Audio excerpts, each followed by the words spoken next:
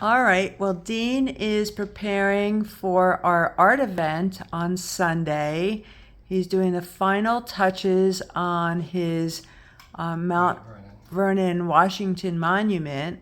Nobody actually has seen this one. This is the one that's been sitting in City Cafe for a year. It's the size, as you can see, the size of Dean. This is a 9 foot by 5 foot reproduction of Mount Washington, and he's put it all together. He's finalizing, and he's doing the last touches of the way he works. This is how he put it together in the beginning, and he's getting it all together. You want to comment on your piece, Dean? It's huge. It's complicated, but it was a lot of fun to work on.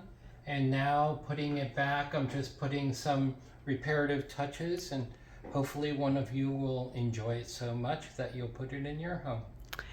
And if it doesn't fit in your home, and you know anybody at the Mount Washington Vernon Society, we're willing to even donate it. So anybody who knows anybody, let us know. We'd be happy to speak with that person and willing to donate to this location. All right. Hopefully we'll see everyone on Sunday Thank you. from 2 to 5 right here in the office.